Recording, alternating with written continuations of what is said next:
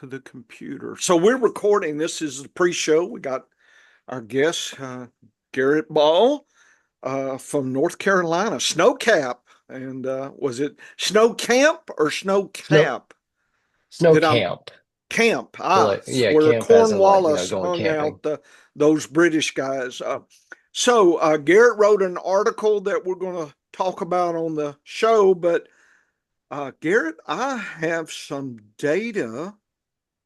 Your main concept is kind of, would we say, late quarterback considerations in drafting? It was the, at least if when I read the article, I thought that was, you were advocating consider that. Is that a fair Yeah, statement? so Go ahead. the main thing, and I think that's what a lot of people when I shared it kind of Mm-hmm. took to be like the main takeaway from it. Mm-hmm. It's tough because the thing I was trying to combat is something that like I even had struggles with earlier this year. Mm-hmm. Uh was, I in one league I drafted Patrick Mahomes and I'm like, I couldn't sit him because it was like the first time since I think his quote unquote, like his sort of rookie year, but not really. It was a second year player, but it was his first year starting. Like I picked him up off of waivers in one league that year, and it was absolutely fantastic. But like I haven't had him since. And then in this one draft, he fell just far enough that I was like, all right, I'm gonna take the shot. I'm gonna get Mahomes. And then like he wasn't doing anything for my team. And just every week, like, man, I hope this is the week. I hope it's, and it never was. And then eventually I couldn't trade him to anybody because at the time, and it might be different now with trading him away, but granted, trade deadlines in most redraft leagues have passed, but his value was so low that you just couldn't get him traded to anybody in single quarterback redraft leagues. It's just so hard to do something like that. Mm-hmm. So I had to make the decision of like, all right, well, how long do I hold him? Do I drop him? I ended up switching off of him. Um, to be completely honest, I can't remember the quarterback off the top of my head, but I was doing fine. I think now on that team, I've got Bo Nix and Justin Herbert, I think on that. And that's only because their end of season schedules are so good that I really don't want to give them up to an opponent. Mm-hmm. Normally, I don't carry two quarterbacks on a single redraft roster, but Mm-hmm. um, Is that a 12 team league or a 10 team it league? is. It's a 12. 12. Okay. It is a 12 team. Good. Um, so yeah, I wanted to give the season enough time to where like I could have a decent amount of data to explore this kind of subject of streaming quarterbacks, but then also not have it so late so that streaming quarterbacks is useless because it's towards the end of the season. So yeah, that's the problem with like football being such a short span of time. I mean, even yes, it's played over months, but like there's only every team only plays once a week. So you've got such a small sample size that you can really work with, and by the time that you can get decent amount of data points, it's almost over. Um, but I wanted to combat like, okay, if you have drafted a guy like Mahomes or CJ Stroud or another quarterback who you drafted high that's not helping your team, Dak Prescott struggled a little bit to start the year as well. Like, do you, is it better for you to just bite the bullet and let go of your bias that you drafted a quarterback so high, or after you drafted a quarterback so high, or do you just keep starting him and hope for the best?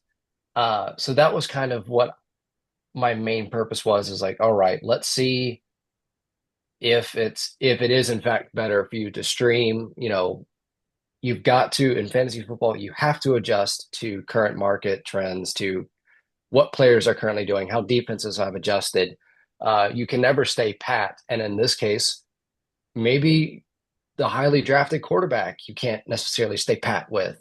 And it might hurt, but it could be better in the long run for you to switch to streaming. So that's what I was taking a look at in that article. A Okay. couple I of would. couple of couple of comments I'll make about that is I have gone, first of all, I've been playing fantasy football for 30, probably 35 years now. And over that time frame, my philosophy on quarterbacks has changed dramatically. Where I used to always be a late quarterback drafter. I used to be a one quarterback drafter.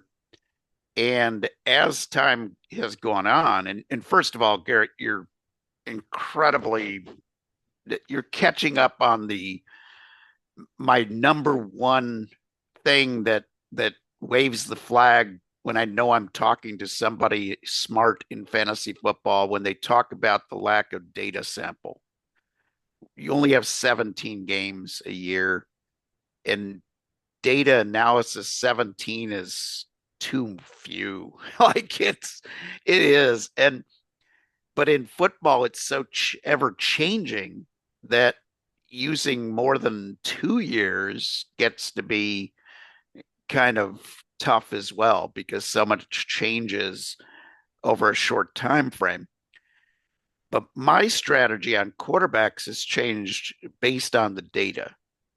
And I see the advantage of elite quarterbacks, but my definition of elite is a lot narrower than many now because my adage here is to say if you are looking at a quarterback, you have to look at everything that goes into that team. And by that, I mean, with Mahomes, it's a game script thing. Their defense is so strong that this was my concern about Mahomes. I'm adamant every year that if you cannot, on any player, it doesn't matter whether you have them rated QB1, we're talking quarterbacks, QB1, QB4, QB8, or QB30, you should be able to say 3 good things and 3 bad things about every player. You should be able to see the upside, see the downside. And that's sort of my meteorology and horse race handicapping biases that come in. Because when you read a racing form, you can always see reasons for, more than one horse to win. And sometimes you see reasons for every horse in the field to lose. And in weather forecasting, it's much the same where you see reasons why this should be a mega storm. Oh, should we get worried about this snowstorm? It's going to be 10 inches plus. And then you can see, oh, what if we get dry slotted at 700 millibars? What if we do this? What if we do that? What if the track is 50 miles different? And that's built into my biases for fantasy football. So when I looked at Mahomes, I said, nobody is more consistent than Patrick Mahomes in not having really shitty games. And again, this year, so I grade my quarterbacks a little bit different because a lot of the leagues I play in are 6 points for touchdowns, passing touchdowns, as well as rushing touchdowns. So I compute all my stats based on that. But I noticed an interesting thing when I looked at quarterback data over the years is rushing touchdowns can vary quite a bit from one season to the next. Now, in the case of Mahomes, since his ankle injury, we haven't seen a quarterback sneak out of Mahomes in 3 years. So his rushing quarter touchdowns have gone down considerably, and they will not ever go back up because he's just not getting the same chances that a Jalen Hurts or a Josh Allen does. But for most normal quarterbacks, I have noticed that on those years, and Allen's a great illustration of that, and it just happens to be a running quarterback, but great illustration when his passing touchdowns in a particular year have gone down, his rushing touchdowns have gone up. So by grading every touchdown 6 points, I think I'm forecasting the future a little better, depending on whether a guy gets, more or less rushing touchdown chances if it's a good quarterback. So anyway, that's how I grade quarterbacks. And in that environment, 20 points is a adequate game, not a great game. But I look at quarterbacks and any player, but again, we're talking quarterbacks. Quarterback can do three things every week in fantasy football. He can make you lose by having a super shitty game. And I define that as less than 10 points in my grading system. He can help you, he can almost guarantee you a win. And that's anybody 30 and more points in at quarterback, or he can just keep you in the match.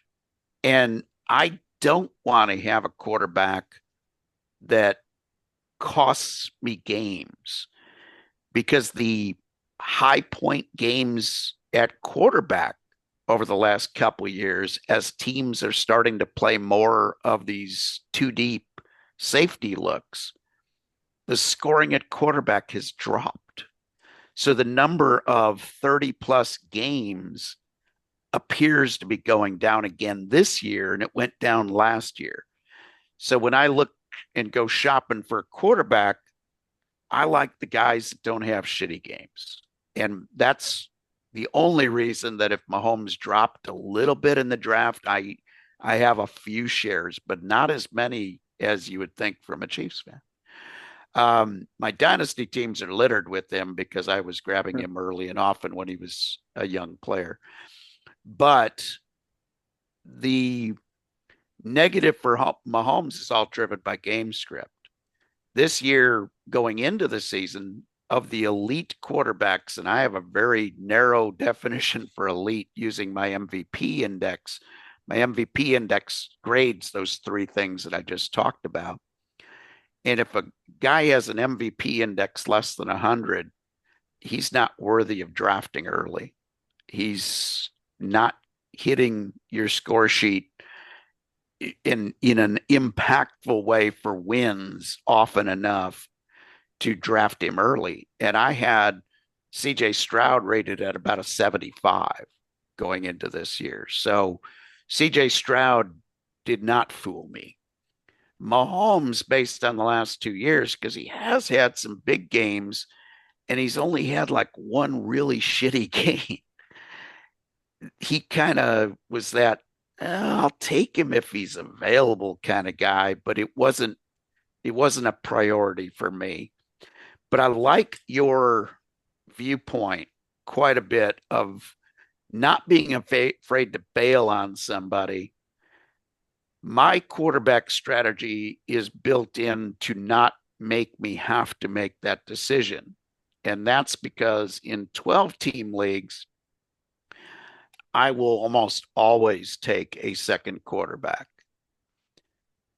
But the proviso is, because I just have found over the years recently that due to injuries, due to quarterbacks having off seasons and bye weeks, I don't want to be shopping for that super low guy. So my simple strategy, again, driven by data, the earlier I take a quarterback, my first quarterback, the later I take my second quarterback, if I take one at all. And what I've tended to do a lot lately is taking a younger quarterback with some rushing upside. So I'll take, I'll draft maybe a Joe Burrow, and then I'll draft maybe a Bo Nix late. And that's, if I go elite, I'm going early and really late. If the later I draft my first quarterback, the quicker I draft my second one. So I have a lot of teams where I just lucked into it because Jordan Love was my top quarterback I was targeting this year because of his ADP. I thought production versus ADP, he was the best value. Other than the elite guys, which Burrow was the best value, Hurts was the second best value, in my opinion. But to go with Love, I just drafted a lot of Baker Mayfield. it wasn't that I thought Baker Mayfield was going to be as great as he's been. It's just that I knew he'd be starting all year. And when I looked at the quarterback landscape of second quarterbacks I'd draft, like a Daniel Jones, a Bryce Young, guys that I was drafting really late, I wasn't sure if they'd be starting. I wasn't sure, always if Bo Nix would be starting by late in the season. You just don't know sometimes with rookies when would Drake May start, but Baker, I knew he had no competition. He was going to be playing. And he was so cheap on ADP that he fit my strategy. But I like that attitude of I don't care where I drafted him, 7, 8 weeks in, I'll bail on the guy. That's a smart fantasy football strategy. But I will contend that if you had already up front taken a second quarterback early, if you had drafted a guy, well, you ended up with Herbert and Nix. Those are guys that I would have been drafting anyway. Then you've got decisions to make. The reason for my strategy of the later you take your first quarterback, the quicker I take my second is because I do play matchups quite a bit. Love and Goff is another combo that I have where I took them almost back to back round wise. And I'll play Goff every time he's at home. It's just you see the home away splits for him. And then I'll on his road games, I'll decide if Love's got a good matchup. But that's been my quarterback strategy, just to let you know ahead of time, because anytime somebody is ever going to be reviewing your work, it's important to understand where their biases are, because everybody's got a bias in this game. And, that's where I love the idea of streaming quarterbacks, playing the matchups. The professor and I were doing the professor was doing all the research, but I was just kind of giving my pattern analysis look to it. And we saw some circumstances where a quarterback has about a 20 to almost 30% advantage in passing yards, depending on the defensive matchups and what the score in the game is expected to be. So we haven't really quite, I think this is honest to say, Professor, we haven't figured out how to exploit that advantage to its fullest yet. I believe so. Dennis, by the way, Garrett, it takes a lot to get him to talk. So we just I have to he gets wound up and I let him wound down. So that was his pass to me. So the article, Garrett, I've got it up for anybody watching, the 2 or 3 that watch us, Garrett, not many, because we get, we're not scripted. So I'm sure people don't like that and got time for these fools. Streaming quarterbacks, the wave of the future. Ball field banter. I was thinking this was baseball there. So I didn't know, Garrett. But anyway, you set this, and what I liked about the article was I like as having written science articles, I like the introduction, the materials and methods, and you're kind of following that. Then the actual results here, and here do love the scattergram. I'm a big guy for I love scatter plot charts. I Yeah, know that's not the I thing for can tell everybody, you but love that. A lot of people may not. I think that's why Greg was a little concerned here about that. But I do like points scored versus ADP. I do appreciate that. Linear, linear regression here. That line. That is one way to look at it, Garrett. And I was actually, and Dennis knows this. I'll show you how I would approach this question But I mean, I do get the point, and there is points to be considered there. This data here, I love this, but I could see why Greg was, a little cranky. If you were my graduate student, I would have the circles probably smaller, and the linear line probably like red. Kind of, I'm a That data makes sense. artist. I would have that in bolder, thicker. So I would try to highlight that versus the dots themselves more subdued. If I It, was your professor, Yeah, that makes sense. and that's great advice, because that's what I would do on that. when we write an article or we show data, we know what the data means in our own brain. Okay. So we see more in that graph than the average reader does. That's one strength of the professor, because he's dealt with students his whole career, is understanding how to bring this out to people that have to learn how to display stuff. So he always gives great advice. Yeah. So that's Garrett, that's if it, and look, this, it's not life and death, this stuff, and you're learning, but that's how I would do it, is try to make it colorful and easier to consider. I think the main point is not the dots, even though there clearly is lots of variation. That's the point that I see. And the trend going, points are dropping, but the steepness is not dramatic. In other words, the argument is that you can get pretty far down and still get a lot of points versus the earlier quarterbacks. I know that's what you're saying. You're not taking too much of a hit, was my takeaway from it. And you do have the points per game, and I do appreciate the binning. They call that in computer science binning, or basically just putting to different pots. So you have 1, 2, and 3 pots, and you're looking at the points per game versus the defense, the easy versus the top defense. I got that. We call that defense against position. I call it DAPS. Okay. Yeah. So that's just our definition. So one quick question as we're on this QB1, QB2, QB3. How did you define those groups? So where was the breakdown? So those quarterback 1, 2, and 3,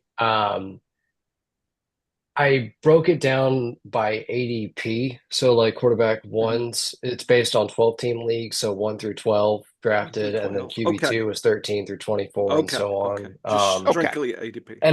And I did that because obviously when you're in season, things change. Like right now, Baker Mayfield, who was drafted later or late-ish in a lot of drafts, is a top 12 quarterback, and it's like a no-brainer start. Yep. So I don't have to, I can't tell you to, or I can't advocate to stream him because everybody's already starting him. Correct. But that's why I favored ADP versus, say, in-season ranks, because you're combating that bias or whatnot. So your pre-draft bias of I invested so much into this player, I've got to start him. It's like, do you? Should you? And in some cases you should, but Garrett, sunk cost fallacy is the psychological bias. In other words, I paid so much I can't get rid of it, kind of thing. Versus I got to cut.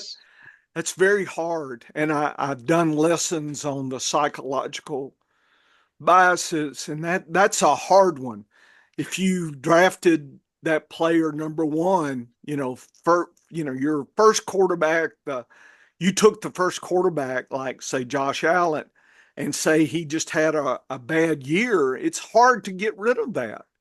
And that just in your mind, I paid so much. It's like, I don't want to look the fool now, so I can't get rid of it. Or if I try to trade him, I want too much. And that's a tough thing. People end up that sunk cost fallacy that they can't get off that. And once the season goes, the ADP's out the door, at some point.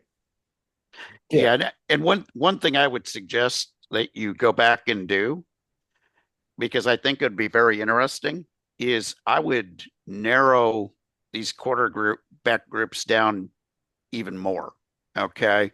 Okay. So I would look at maybe the natural breaks in ADP and use almost like a teardrop in ADP. And I would group those guys as my elite QB1s, my secondary group of QB2s or QB1s. And I understand you're losing data points when you do that. So comparisons then become a little bit more fuzzy. But what I think it would do is it would give you an idea of, and the reason I suggest this is in my data right now, I'm grading players, and this is a beta test that I'm doing. So I'm not even sure what it all means yet. But what I'm grading players on is I'm taking what I call their back class. So 2 pieces of data based on the previous 2 years, but both are weighted for this season. So it's a big data group, but it's only about 2/3 the past, 1/3 the present, if that makes any sense. Okay. And then I'm taking 2 other grading systems that are only based on 2024, and one of them penalizes a player for missing time. So that kind of takes injuries into consideration. If, a guy misses too many games, he is not going to be looking good on that 3rd metric, but he'll look okay on the 4th metric that I'm using for this season. And when I use that grade, there's actually a tier break now. There's a 3-tier break between QB4 and QB5. So I think there is more, and I'm not saying that that's definitive of what's going on this year. All I'm saying is there's a bigger drop usually from QB1 to QB4 or 5 than there is from QB5 to QB12, if that makes any sense. That is something that I was thinking about a lot of when I did this article, because obviously, like, inside of the top, if you 6 or the top half of the quarterback ones, you've got guys that like Josh Allen, Jalen Hurts, Lamar Jackson. Allen has had his games this year where he's been bad. I think there was one, it was early in the season. It might have been against like the Giants or something like that. I can't remember exactly, but I think they got up big and he just wasn't required to throw. Yep. Yep. Um, He had 2 games so like that this year. so yeah, like, Yeah. but obviously, like, with a guy like Josh Allen, he's also given you those, 28, Huge 30 point games. weeks. Yeah. So Yep. you just kind of take those lumps. It's trying to, and it is tricky to combat or to try to figure out, like, okay, when do I take the lumps of like the ups and downs, and when do I go, no, enough is enough, and go on. But yeah, I think if I was to do this study again and had a little bit more time to kind of devote to breaking things down more, I would probably go, top half and bottom half, or even like quarterback 4 or whatnot, because it would definitely separate out guys like, you know, Jackson, Hurts, Allen, who you're just setting and forgetting every week in your lineup. Yeah, and Um, the reason I bring that up is because right now, I mean, I would make the case and can back it up with data. Joe Burrow's the best value in fantasy football this year. He was ADP 7, and any way you want to rank him, he's as good right now as Josh Allen, Lamar Jackson, and Jalen Hurts on a week-to-week basis. And the reason I would say he's the best value is because you got him cheaper than those other three guys. So your roster is reflected with another really good running back, wide receiver, and elite tight end, versus if you took Allen at QB1, Hurts at QB3, or Jackson at QB4, you had to pay up for them. Granted, you also had to pay up for Mahomes, and you got, screwed because the player you would have taken there would have been more valuable, healthy, than the difference between Mahomes and another quarterback. So that's kind of how I equate Burrow as being the best value. But then guys like Jordan Love and, you're right, Baker Mayfield have been off the charts great. And if your article is trying to show that the streaming option is a good option, you got to show that value versus ADP. So that's kind of why I think those ADP numbers, and I break them down. Like I would look for the tier breaks in total pick, not just at quarterback. So there might be a tier break where the quarterbacks are going, there's enough of a break there that you can see, okay, this is a natural tier break in ADP between the quarterbacks. So anyway, Garrett, we're playing Gibbs and Montgomery here on you, punching back and forth. And like I said, we're just talking about your article. And look, I give you kudos for actually throwing data out here.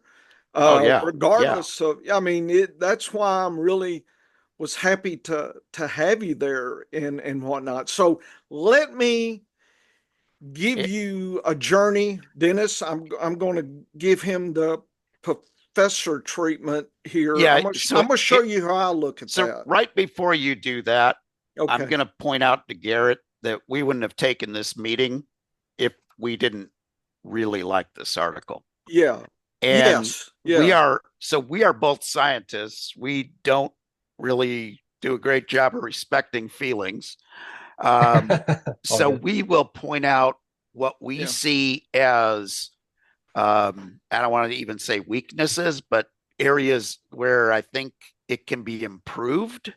Mm-hmm. The concept can be improved, but I like this. I like your approach. Yep. And I really like the fact that you clearly understand data better than a huge percentage of people in this business right now. So as we beat up on different things or ask questions that sound like it's all done with love. It's all done because we respect what you're doing and we see value in what you're doing. And we want to encourage,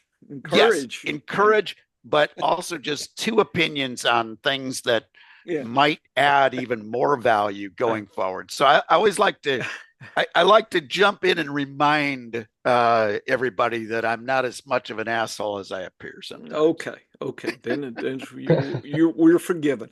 I'm muting now, Professor. That's okay. So Garrett, this is, and I did this in the summer. I have probably 400 or 500 videos where I take the data and go through it. Just to let you know, not a lot of people hang with me, and that's fine. So when you go the data route and live in that world, people just, give me the winners now. They don't want the whys and, just make me money now. I call it with my students, Garrett, Dr. Bush, give me the fire. I don't want to learn how to chop wood. And I try to teach them how to chop the wood, then they can get the fire, and they don't like that, right? If you have kids, I have one, just dad, just give me the money. I'm not going to work for it, just make my life easy so I don't have to do anything. Look, we're all humans, and we're all kind of a little bit lazy. And so people don't, I don't want to think, just tell me who to pick. So realize when you go with data intensive, Garrett, it's not probably going to get you as much as you, in other words, the work you put in is not going to, you're not going to get the love from the audience that you probably deserve. So it's just something you got to do because you learn. It helps you. So I do this because I learn and whatnot. So that's a caveat. So what you have here is 2015 to 2023 quarterbacks. I have the database, and this is what I was looking at coming into the draft this year. And the green dot is the average of total end of the season. I call it EOS, end of season PPR points. And below is the ADP, the total ADP, and from 1 to 6, and I didn't even put 6 to 12 because no quarterbacks have been drafted in those years in the round one. So we have had round two quarterbacks, 13 to 18, 19 to 24, and so forth. So there is that. So you can see, and I'll cut to the chase, right here at about 61 to 66. Here's the drop right here in the composite data. There's something happening here at about the 60th pick, and now we see a drop.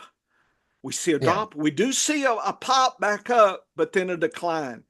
And then the orange, this is the variation in the years. And you see about 103, note the variation really steps it up. So if you're drafting, position 103 to 108 or past, there's going to be a lot of variation. That means you reach in, you can get hero or zero. It gets really tricky there. So I step back and say, I really want my quarterback before the 60th pick or right at the 60th pick. If I go a little further, I'm going to take a drop here. And again, this is composite data from 15 to 23 here. And the blue line is just the average positional rankings going up over times, and that means the lowest ranking is the best, right? It's inverse to what most people, the higher the better. No, the higher the worse. So this is how I looked at the data, and if I printed this out, and I think I have it, and you can see, so what I did, here's another way to look at this data, Garrett, this is a fun way, is I show the ADP sector, and then I show the year and the name of the quarterback. Poor Andrew Luck, 2015. He got hurt, and we only got 128 points. But notice the Man, I last. miss Andrew Luck. Yeah. I miss him. Yeah. So, but in 2023, boy, it was Hurts and Mahomes were heroes that year. Mahomes in 2021 were great. And the next sector here was it was just all gravy. The first two rounds. I mean, other than Andrew Luck, it was gravy. And so you can see failures. I would say mostly success, one failure. Notice the next sectors to the 36th pick. We had one bad failure, Aaron Rodgers, 2017. We have some that are a little bit sad here, and notice the color. And then we have some great picks as well. So if you look overall, the tendency in the last few years is goodness early on. So realize there's been a shift over the last few years. And if you look at that in another way, let's see here. So I have something called box and whisker. If I looked at the 1 to 72 ADP versus the end of the season from 15 to 23, you can see the box.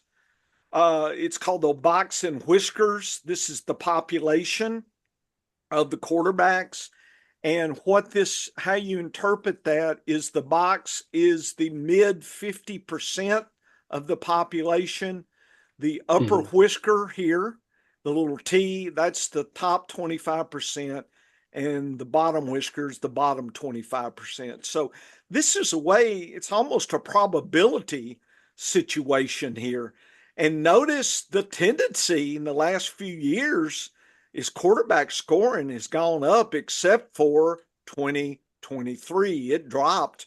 And you're saying, boy, that's bad. Well, that's actually how it was in, what is that? I don't know, 2020 or so. So it really, even though we think it's dropped, we're just used to these nice years, but the trend is still pretty good compared to the overall. So I like to see the overall. And then the concept of should I take a later quarterback, and I put it at 600 points. Nobody had 600. About 500 was the best that we've seen. You see the op whiskers in 2022 and 2021 are touching that. And this is 73rd to 157 and up. So this is the back half. And you can see that in 2015, there's no, the late quarterback was born because of this kind of result. In other words, the first 72 picks, you could have waited 73 or so and pretty much got the same guy. And a little bit different in 2016, but not too bad. But look at what would it have been like?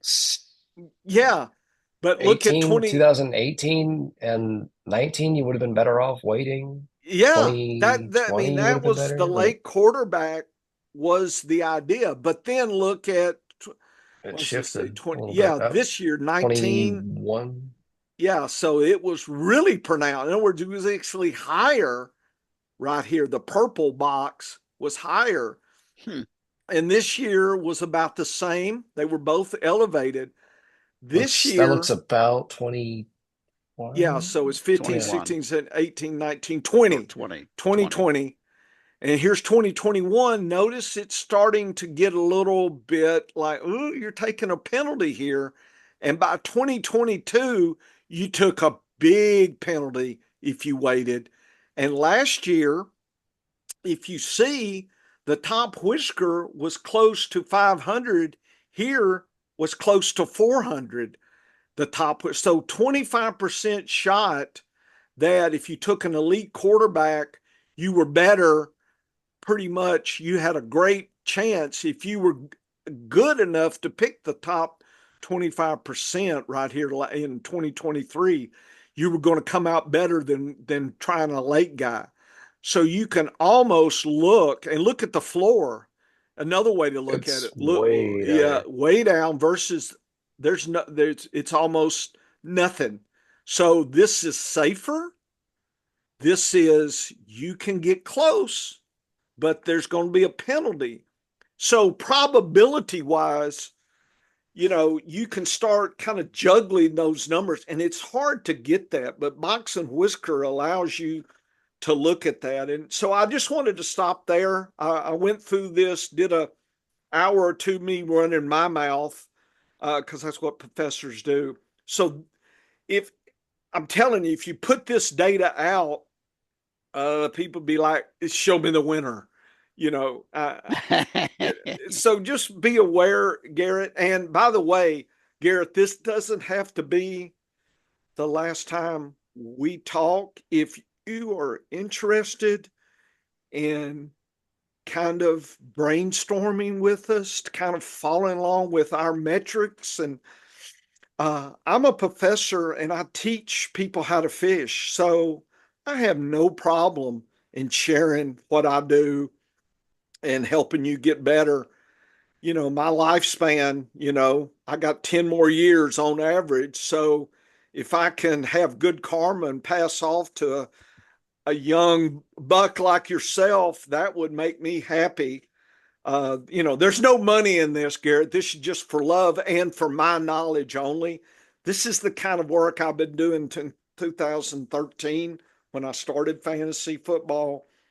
So I just want to let you know, this doesn't have to be the last time we talk. We'd love to brainstorm. If you wanted to collaborate on data, you want to go over things. If you wanted to, co-write articles, I'm just saying whatever you are comfortable doing. And because some of these, you're a guest, and yeah, we'll see you next year. That the fact Yeah. that you actually have data, you understand data points and some basics, that was just very encouraging for me. And I just wanted to show you an aspect of some of the stuff that I've done. Like I said, I've got this data base, from, you know, looking at some of the stuff here, we can look at all this. But anyway, I just wanted to take you through this data. And of course, the audience is seeing this as well. So I'll stop there and let you comment, Garrett. I mean, as far as like your offer and everything, I really appreciate that. And yeah, definitely I'm not going to turn down any points or experience or whatnot Yeah. to go further. But yeah, it definitely is interesting. Like you've got, I guess, my article and more or less like the more basic analysis of quarterbacks and Mm-hmm. but then like when you dive in deeper to what you were showing and discussing on your charts, like Yep. yeah, there definitely is a higher percentage outcome or a better outcome if you do nail that right quarterback. Yeah, well, I mean, And, isn't But and that yeah, and right? that's Yeah. but I think what the but data is also showing, guys, is that your idea of using the matchup data between two quarterbacks, which is basically what you're saying. Okay. When yeah, you were saying streaming quarterbacks, what I hear in my brain is not he's going fishing off the waiver wire every week. What I hear is he's got a base quarterback or two that he's going to play the better of the two. And if you hit that better of the two a high percentage of the time, and because of the data we've already looked at for defenses and game scripting with Vegas predictions, we know there's an advantage there. So I think you're on the right path to really nailing this. And I think if you go a little layer deeper on the analysis, it'll be much more clearer to your audience is one thing. Question, I know you're limited on time here, so I'll keep it real tight. Why did you choose to use top 10 um, for the defenses? I'm curious how you came up with 10. so my whole reason for the top 10, partly because it's you're not really like if you're in the business of streaming, and I know like say JJ Zacharias and like in his podcast, I know he has like a side show that he does called Living the Stream, where Mhm. I think they do quarterbacks and defenses, but either way, like you're not going to stream a quarterback in a bad matchup, um, or at least I don't, unless you absolutely have no other choice. It's a Right. very deep league, Yep. but like um it's also giving you a baseline of like, okay, so if you do have a guy like, and I'm sorry I keep bringing up Patrick Mahomes, but you know what? Let's go CJ Stroud. If you have CJ Stroud that has a potentially difficult matchup, do you trust the name value of Stroud against a more difficult defense? And I could have gone, say, top 16, bottom 16 or something like that, top half, bottom half style. Um, but I wanted to more focus on like if someone on the waiver wire has a good matchup and you're like, ooh, yeah, back when in week 6, for example, like Bo Nix was still kind of like, is he not? Like right now, we all generally like Bo Nix, but back then, a few weeks ago, we're still trying to figure him out. So, if you've got a quarterback that you're like, well, he might be good. And he's in a great matchup, but do I favor the name value of a guy like Stroud in a more difficult one? That's kind of where I wanted to explore was like, okay, is it worth streaming the good matchup versus just sticking with your guns and going against the bad one? Like, does that make sense at all? Or You know, that makes okay. perfect sense. What I'm wondering, and we've done some of the work on this, but we have not approached it in this exact way. So what I'm about to say is more of a hypothesis than a conclusion, and would need study, and it is actually on my notes as one of the things I now want to study in the off season.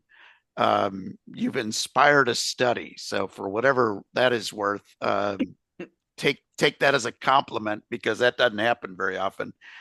But Appreciated. just like I said, the difference between quarterback 1 to quarterback 12 is too broad.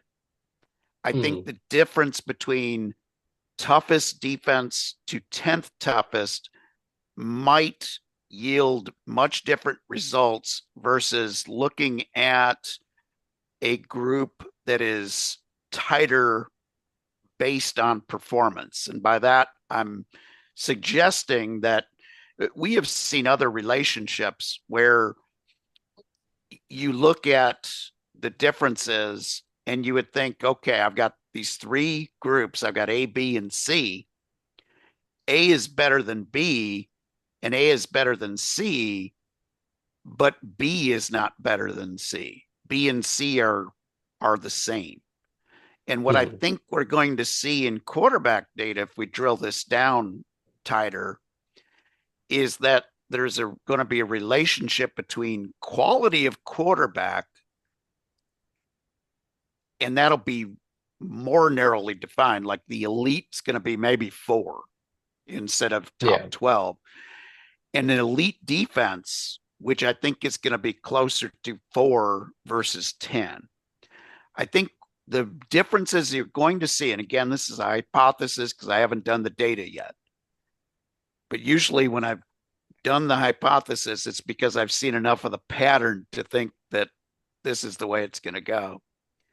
Is I'm believing that an elite, a less than super elite, let's use the word super elite quarterback for those top 4, that if your guy is in that 5th through 12th group and he's going up against a top 4 defense, that there might be more of an advantage to getting off that player than if it was a top 4 quarterback going up against those top 4 defenses. So Okay. Yeah. that's kind of my hypothesis. So I think by breaking the defenses down narrower than 10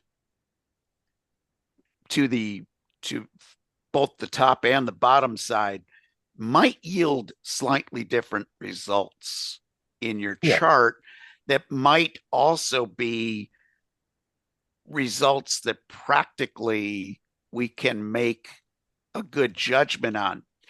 So that's point number 1. Point number 2 is, as you've seen with the professor's box and whiskers, something happened between 2020 to 2022, the year of the elites, the elite or lots of great quarterbacks, to 2023 and 2024 when scoring is down. And again, I think it's defenses reacting to getting their ass kicked for too many years and playing this too deep cover, which is taking a lot of those deep shots away, which is decreasing fantasy football scoring at quarterback, especially.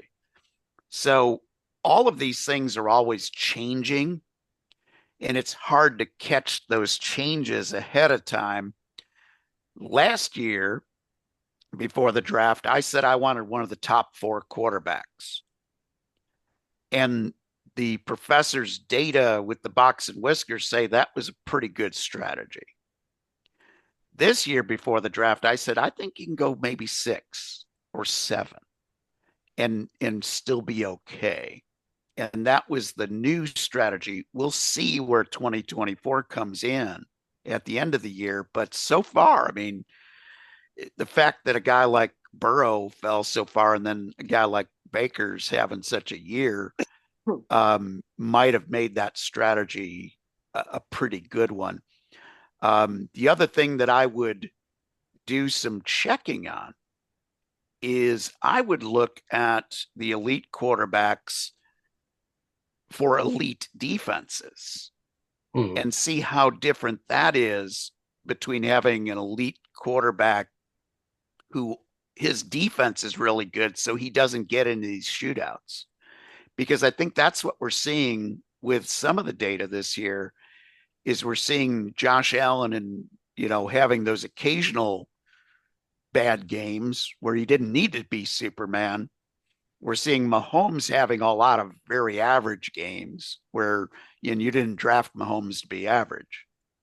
Yeah. Versus Burrow and Lamar Jackson, whose defenses are shit. Like the Ravens, compared to what the Ravens have been in the past defensive wise, are so weak. And Cincinnati's even worse. And I think that's why you're seeing these huge point totals almost every week out of those two guys, because their defenses require them to get into shootouts. And if you look back on a forensic study to Mahomes' best years, it was when the Chiefs didn't have a top 3 or top 5 defense. So last year they were like top 7, 8 during the year and then got really stingy at the end. And this year we're seeing them, they're top 3. And, the Chiefs also are converting on third downs, which don't give you a lot of fantasy points in all leagues, but it's shortening the game, which is killing Mahomes' totals. So I think these things are pretty deep. I think you've got a really good angle here. I think if you refine the groups a little bit, it might even show you more interesting data that might really pop out.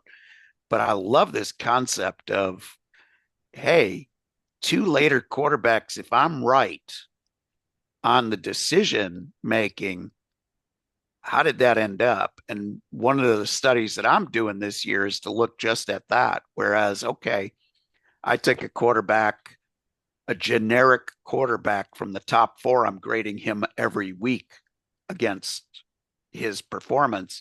If I grabbed a guy from 6 to, farther back, I'm going to compare the 2 quarterbacks I took. And if you made the right decision, how many weeks did you beat that elite quarterback?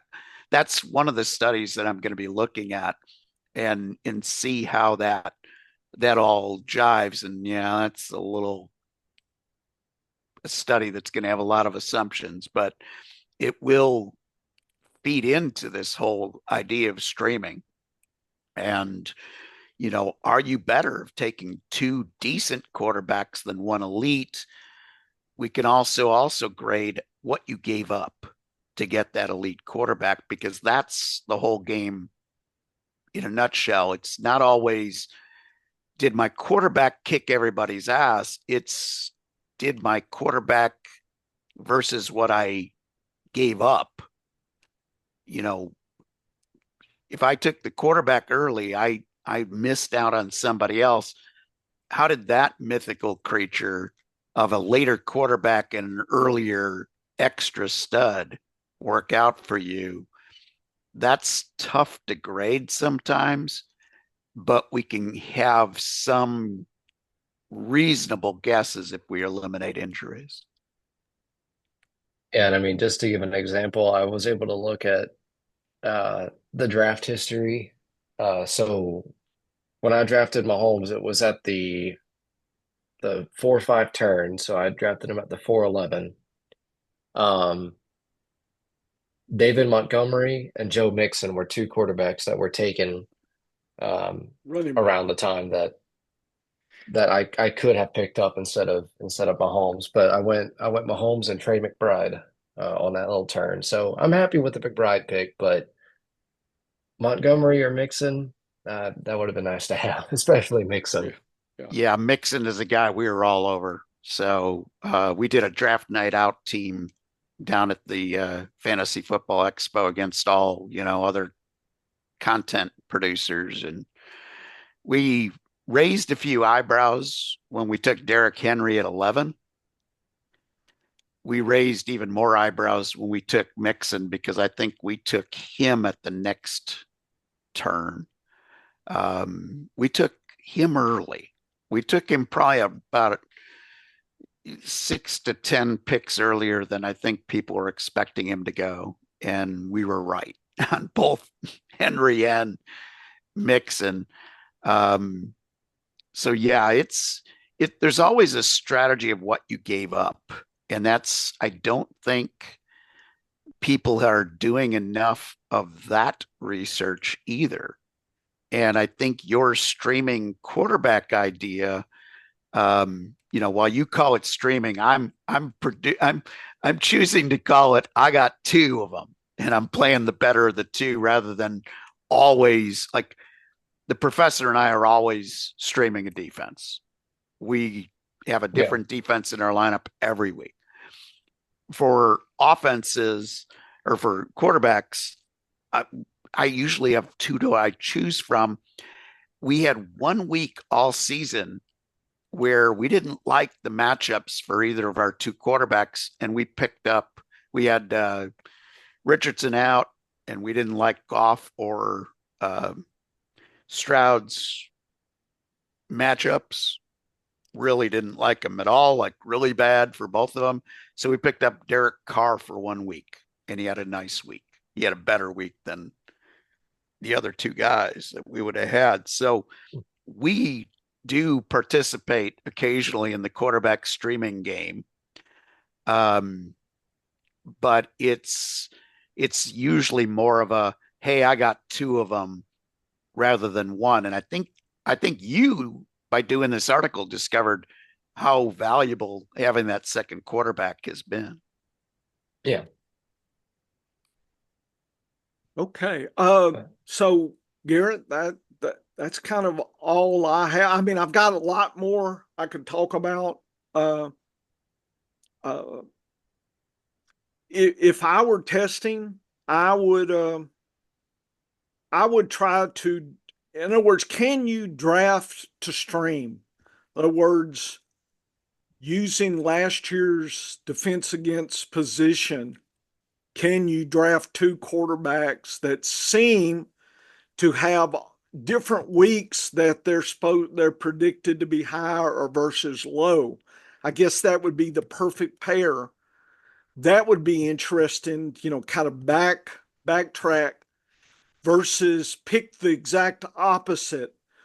In other words, two quarterbacks you're going to stream that are having the same up and down weeks. So it's like kind of the opposite way of wanting to draft streaming quarterbacks. In other words, I would want to establish a floor and a ceiling over, say, 7-10 years and get that kind of data. Just kind of, well, what's the floor? When I miss on two, what happens? When I hit on one, when I hit on two? Kind of the scenarios there. That would be interesting. I don't have that data, but I could design, I've got the database. I could probably go back and look at that. I just don't know. I got so many projects.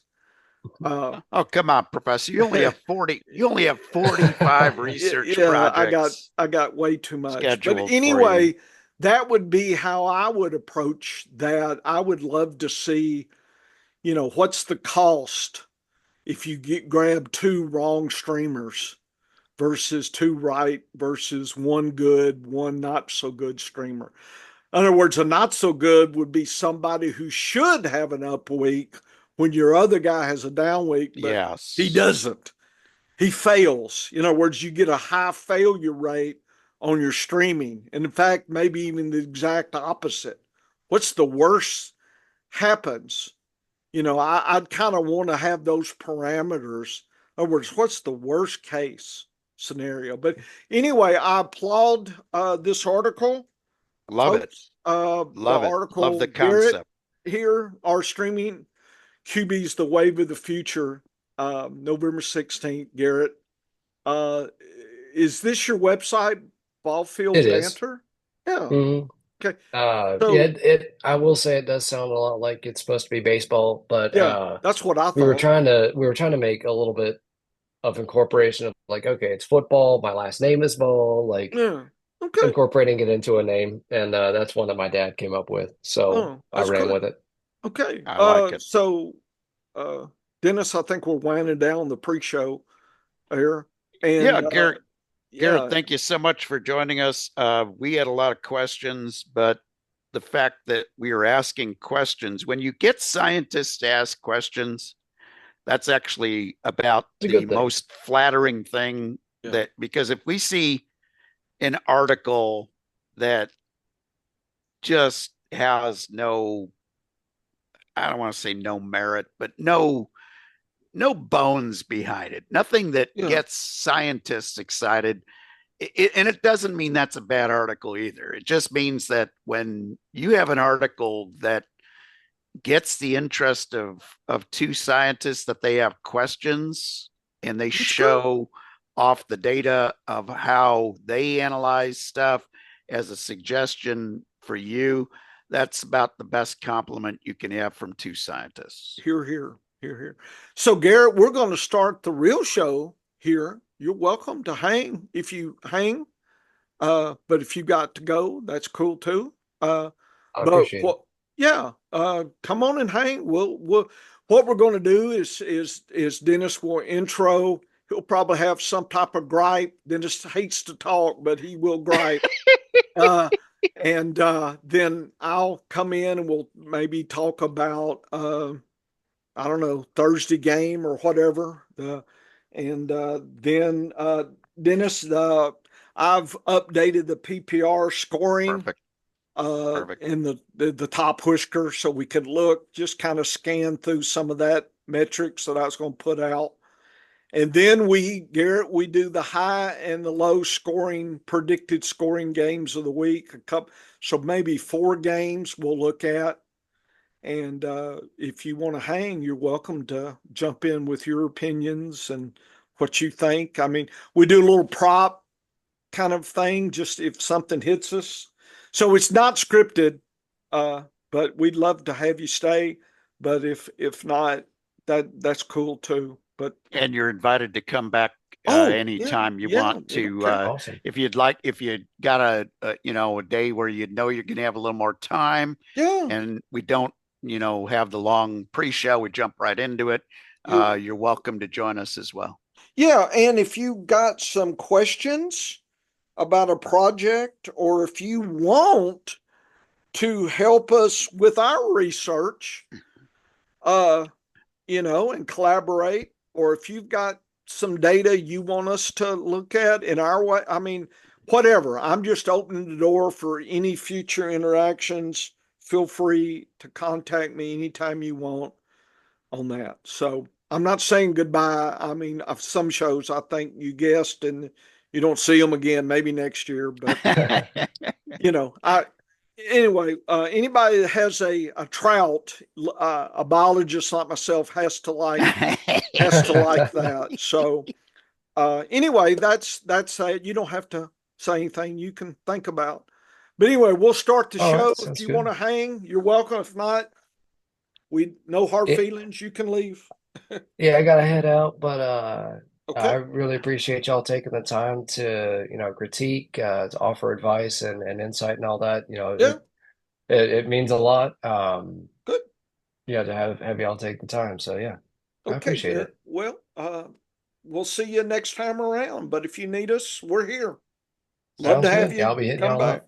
And we'll put this up on the site, and people, we'll advertise you, All and right. you know, And yeah, you can I guess I'll throw out where you can find me and all that. So yeah, my newsletter is and website is Ballfield Banter. You can look it up on Google, and that should pull up just fine. yeah. I've got a newsletter that comes out Nice. It started out twice a week during the season, but I've had to cut it down to one just because of time commitments. What? Um, but What? every now and then I'll have a special article that comes out. But go ahead. Yeah. What? What? You have time commitments? Fantasy football is your time. What are you talking about, young man? No, that's Oh, great. That's great. uh, Garrett, yeah, ball field banner. That's great. Where yeah. can folks get you at Twitter? Do you have your handle? I'm on Twitter at GarrettBFF and TikTok, same handle. Do some short form videos that are a little bit more I guess beginner friendly than kind of that data dive that we just went into. But Yeah, I'm sorry, Garrett. where I give off the winners, not just the data behind it. Good, Um, good. but yeah, so Garrett BFF pretty much on any site that you go to, Okay. and then Ballfield Banter's the newsletter. Woo woo. Okay. Thanks, Garrett, for your time. Yeah, Go thank you. fishing. Come by and visit me if you go visit your in-laws in Conway, Arkansas. I'm right down the road. Go have Sounds coffee. We'll good. talk football. Yeah, I'm always down to talk some football. Okay, man. Take care. All right. See Okay. you Bye later. bye. Bye bye. Okay. Okay, Dennis, that was fun and real. Fun and real. And And it I was think real fun. Yeah. and I think he's got a really interesting It angle here. inspires me. Can Oh, we draft for streaming? I've never quite thought about that. yeah, Can we? and it's kind of dangerous with DApps changing so much from one year to the next. But I Yeah, think but I think the if you look at the payoff, I yeah, think if you hit, I just envision. So I got to think about it. I got to, like I said, I got to think about how it would play. What's the worst? What's the best? I'm curious, you know. Uh, oh, I think it's a brilliant way to look at the data, and it really one of the studies that I'm doing right now at all positions will really fit into this for the quarterback and the idea of streaming a different quarterback every week. I think the practical application of this method is for being able to find the right later quarterbacks. And by that I mean yeah, the maybe later quarterback. after ADP 7 or 8 at the quarterback position. Mm-hmm. Imagine again, like I said, I got lucky with flopping into a situation where I had a lot of Love Goff, Love Mayfield, type combos this year. And I've got a couple of Herbert, combos with other guys, but they were all late quarterback values this year that are paying off quite nicely, especially when they have the nice defensive matchup. Yep. So I'm curious to see, as I lay this out on a grid, did we see an advantage to doing this? And then for next season, I will have a league or two where I lay out Maybe even a best for ball is a way to test some of yes, this. I think it's a great idea. Well, But there's I'm cheap best balls. always intrigued when I see new ideas and they're driven by data. Yeah. Like this isn't somebody saying, yeah, I thought Garrett was definitely on the right track and yeah, hitting the metrics. I thought that was really good. I liked it. Yeah, and like like we said when he was here, anytime two scientists are taking the time to critique something, yep, it's means two things. One, they want to learn more. Yes. Because scientists are always wanting to learn more. But number two, they see a value in this approach that maybe not the direct way that Garrett was suggesting, where you can just go to the waiver wire and find somebody to stream. But I love the idea of, do two later quarterbacks, when I look at their best games, are they just as good in performance? Are they close enough to those elite guys that I have to pay out through the ear for. And hey, this year, if I had taken guys, let's say I take 2 quarterbacks from QB7 and beyond, would you really been upset if you took QB7 Joe Burrow and Brock Purdy QB11, or Hurt or Love at QB9, Goff at QB15, Daniels at QB12? Would you have been upset? You'd been happy, like you'd be thrilled. And then to go back and look at, okay, if I didn't go elite quarterback and I took this guy late, what is the difference between what I got at other positions in the 7th, at the QB7 or later slot where I would have taken my QBs? Look at that value of player. Who are the 3 or 4 guys that would have been available that I would have taken based on my metrics? And how did my team look with those guys instead? This opens up so many, like everything else. Anytime we see interesting articles, it opens up more research ideas for us. I agree. That's how you start the show. I think it's time to jump on in. Here we go. That's dangerous when a scientist gets excited, though, Yep. Professor. Yep. Here we go. How you doing, everybody? This is Dennis Michelson. Welcome to the Science of Fantasy Football. Why the Science of Fantasy Football? Well, you get a meteorologist, that's me, and a biologist, that's the professor. You get us together. We're going to use the scientific method that is guaranteed to make you a smarter fantasy football player. How can I give any guarantees? Well, it's just because the scientific method means you're using statistics to find answers instead of the other way around, where you have an idea, then you cherry pick the statistics to back it up. That's kind of how a drunk uses a light pole. You don't want to do that. And joining me as he does each and every week and twice a week during the regular season, he is the fantasy professor. He's a real professor.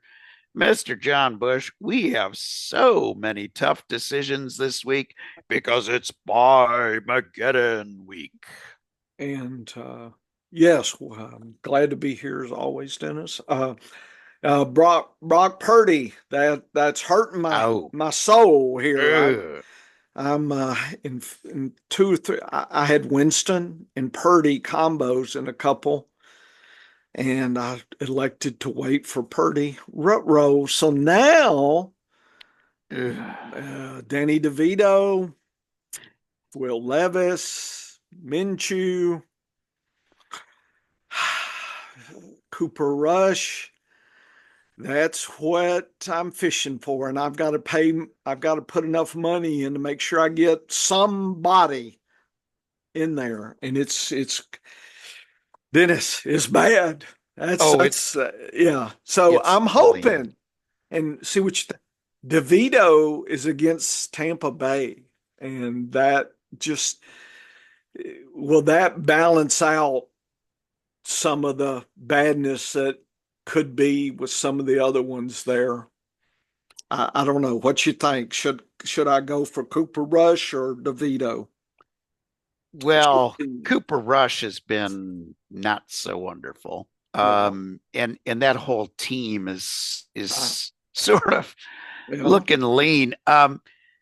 We did have a couple of not awful games from DeVito last year. I mean, until they got tape on him, he got some points. He did okay for a couple of games. I mean, is he the guy you want to be embracing the rest of the season? No. Certainly I'm just talking not today because I'll have Winston. Yeah, but next week if I just need. Trying to survive. So last year he had like 5 games where he was the main man. Yeah. Okay. Here's the good news. Of those 5 games where he was the main man last year, Mhm. He had 0 games in my lousy category. That's good. So that's the good news. He only had 1 game in the really good category. That's And bad. the rest were kind of like, they didn't Well, kill you. I need didn't kill you. So sounds like I need to put DeVito first. What about Minshew versus uh Rush? Yeah, I would probably still take Minshew over Really? Rush. Okay. Yeah. Okay. Yeah, I just have not What seen about enough. Levis over all these guys? Is he the pick over DeVito? Ooh. Well, I got a couple shots at him or Bryce Young. Yes, Lee? Levis is lean. I'm not. Yeah, I kind of like the matchup defensively against Tampa Bay because they're going to give up points. So there's no weather I think issues that is the at the standard Meadowlands. thinking this week. Yeah, whereas Rush going up against the Commanders, that defense has gotten better. Mm-hmm. And at Washington, for the Cowboys team that seems to be just kind of like Mm-hmm. lately, that's gonna be tough. So yeah, I don't like those matchups all that particularly The best because matchups is DeVito. DeVito's the best because Minshew is going up against the Broncos. Yep, So and they're like 2 or 3 they're tough. tough. Yeah. They're tough. Yeah, it's weird. This the Brock Purdy situation for me, yeah, it hurt in a few dynasty teams. I don't have, for whatever reason, I just didn't end up with any Brock Purdy Well, in. here's what happened. I had Dak Oh, and yes. Purdy. Yes. See, Got rid that's a of good Dak, combination. picked up Yep. Winston. Now I rolled the dice, came up snake eyes, and now I'm having to pay for it. Well, it looked like Purdy on Thursday, it looked like Purdy was actually going to play. Yeah. And a less than 100% Purdy Versus the Winter Wonderland. versus Winston in weather against one of the best defenses. Yeah, that was a good decision. That was a good decision. And here's the thing is San Francisco. So I looked into this one. Oh, and Braylon Allen. Because I grabbed Brandon Allen in a 20 team league where my only quarterback, Joe Burrow, is on bye. So this week I get the benefit of playing Brandon Allen, but I'm not sure. Green Bay's tough, man. They're going to know how to harass a guy that is not a great quarterback. So I'm not even sure we won't see. The bad news for the streaming defenses, Dennis, is I actually gave up a few Green Bay shares when it was Purdy. And now, I can't get them back because FFPC, shuts them down for the week. So I can't pick. I dropped them Wednesday night. I can't pick them up Sunday morning. Yeah, so, and one of the studies that I just that goofed me up there. So my streaming was a little messed up because of this issue as well. One of the studies I'm going to be doing in the off season, Professor, is applying consistency data to team defenses. Yeah. Because I'm investing more and more money in FPPC, redraft leagues, and dynasty where we have to make a decision on the defense. And the question is having a top 4 or 5 defense, because I was amazed at how cheap they came in FPPC in the draft and redraft. Yep. Is having a top 4 or a top 6 defense, is there value versus streaming? Yep. And that's one of the things that I'm going to be looking at in the off season. But some of these studies are hard to do because you don't always, there's like a strength of schedule that's hard to fit in from one year to the next. Yep. Because like Green Bay this week going up against a 32-year-old journeyman off Yep. the bench Yep. is a lot different than facing Brock Purdy. So you have no idea Yep. when it comes to streaming defenses sometimes who the luck of the draw might be at quarterback and other situations. I mean, you could be facing a team where half of their offensive line is out for that week, and all of a sudden it changes how tough that matchup is. There's so many variables. It's hard to do some studies on some of this stuff. Yeah. But I'm going to attempt to come up with a consistency value for defenses and see if there is such a thing. How consistent are even the best defenses? That's something I haven't even studied yet. So it'll be interesting. Okay. Anyway, that's my conundrum, right? And of course, having Devonta Smith out, that sucks. Oh, so that hurt. That hurt. But I had, I've got Thielen, I've got some other choices this week. So I'm not in a bigger bind than I am at quarterback this week. Yeah, in our dynasty, I can handle Smith gone. Yeah, in our dynasty league, that's going to force us with Smith and Higgins out to take a chance on Jalen Waddle. But Jalen Waddle last year had two of his better games against New England. So maybe I'm hoping there's some goodness in there for our replacement. I got some Wan'Dale Robinson. I've got Thielen. I've got Keenan Allen. I've got Tyler Lockett. Those are pretty much a standard choices I have for Smith. So depending, I don't have them all four in all my leagues, but I have a combination of two or three of those to flip in. And Keenan Allen's kind of hurt this week, so he's kind of the bottom one. So I'll be flipping in Thielen, Wan'Dale, or those two will be the one, and Lockett if nothing else. And I think I'm not on Keenan Allen. I'm going to take a good hard look and see of the healthy status of Darius Slayton with the Giants.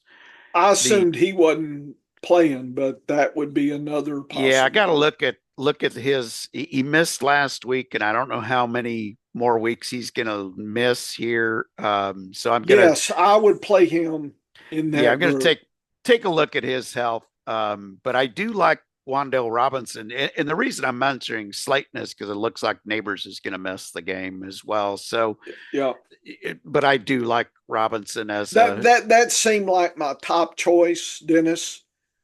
That he would get a lot of opportunity. Yeah, and that's what you're looking for in such a situation, because I just want guys that are going to be having a shot at doing something. It's just some of these decisions, when you've got 6 teams out, 2 teams already have played on Thursday night, so they're out of the running. Yeah. So all of a sudden you're getting a little bit leaner on stuff. You have to be ready to look through that next level. And here's the good news, Professor. Darius Slayton has passed concussion protocol and is off the injury list for this week and is set to play. I need to this week. So look at my waivers, see if I can so he'll be another guy that I shop for when it comes to deeper replacements at the position.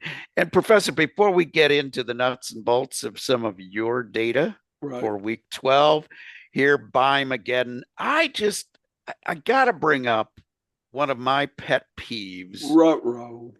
It's a pet peeve. Okay.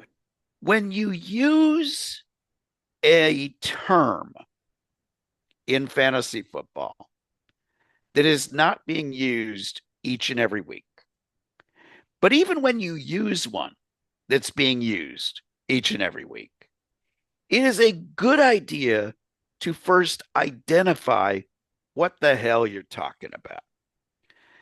So this week, I saw what I call one of those exotic stats. Okay. And you know me, I'm a simple guy. I prefer my stats pretty simple. I just care about who scores. Okay. We're talking about fantasy football production. I look at fantasy football production. I don't care about yak, yards after catch. I don't care about yips. That's yards per carry. I just care about how often do you score and how do you accumulate those points on a weekly basis. But one of the cool stats out there that people seem to be talking about more is this exotic stat called success rate. So success rate is actually kind of a simple concept. Okay. It's sort of like, what did you expect that player to be able to do on a particular play? So in football, the success rate definition is, did you gain 50% or more of the yards required on first down? So in other words, mostly it's 1st and 10. So did you get 5 yards on first down? And then did you get 70% of the needed yards on second down? So if it's 2nd and 15, because you had a penalty or whatever, or you lost yardage, then it's 70% of that amount. And then 100% of the yards to gain on 3rd or 4th down. Seems to make a lot of sense for real football, not necessarily for fantasy football. And the problem that I have with some of these exotic stats is I don't know if you're measuring what you think you're measuring. And in the case of success rate, I don't think you're rating a player so much as you're rating a team offense. So the better the team is on offense, the more consistent they pick up 3rd downs, the higher a player's success rate is going to be relative to lousy offenses that are not gaining a lot. Now you could say, well, that's because your guy isn't gaining the yards on first, your running back isn't getting the yards on 1st and 10. What if the team isn't running on 1st and 10? Yeah. What if they're passing more? So there are so many variables that make success rate a lousy stat for fantasy football. Because if you look at the guys that are the worst at success rate, some of those guys are getting a lot of volume. And when it comes to running backs in fantasy football, give me the volume among everything else combined. Give me volume. If you give me 25 touches in a game, I'm scoring enough fantasy points to make me happy, whether that guy gets in the end zone or not, especially in PPR if he catches some balls out of the backfield. So I'm not so sure that success rate, if used for fantasy football, is really telling us what we need to know. So firstly, this article that I saw on success rate didn't even identify what success rate was. They assumed that we all knew success rate, but like everything else, Professor, quite often there's multiple definitions for the same term. Like, what does league winner mean? What does sleeper mean? So there might be different definitions for success rate among different fantasy football analysts. Regardless, define your terms. If you're going to tell me that success rate is important, the first thing you need to tell me is exactly what success rate is. If you don't tell me that, you haven't done your job. Rough. Dennis, you're feeling a little rough today there. I like it. Little feisty, but I sometimes wonder, if you're trying to fix something around the house, you have to pick the right tool to fix it. If I'm trying to put something up on the wall, Yeah. and I'm going to be using an anchor screw, an anchor bolt, and putting it into the wall, if I use a hammer instead of using a drill and a screwdriver, Yeah. I'm probably not going to get the result that I want. And I sometimes think in fantasy football, we're using statistical tools that are like using a hammer instead of a screwdriver, or using a screwdriver as a hammer. Like you can do it. I can put a nail in the wall with a screwdriver. Yeah. But it's not efficient. And I sometimes think we need to pick the right tool for the right job. I agree. I go back to my childhood, my teenhood. There was a individual, wasn't too sharp, and we were out taking his truck and going into the mud and riding around. Mud hogging is one term. Yeah. Riding around and so we got stuck. And usually, Dennis, the correct tool to use is, a piece of wood. You shimmer under and try to get some traction. I mean, if you got cat litter, I know that works in the snow. That kind of adds some grit, but we didn't have like a plank of wood. So we're sitting there, how can we get ourselves out? And of course, uh, the person I was with says, well, I got an axe, and we'll just stick the head of the axe under the tire. So he takes the axe and going to dig into the dirt below the tire. He hit the tire and completely deflated the tire with an axe hanging in it. So that was using the right tool, chop wood, for the wrong job, trying to get us stuck out of a mud hole. So that was not good. I sat there and just looked at the axe in the tire, and I'm like, okay.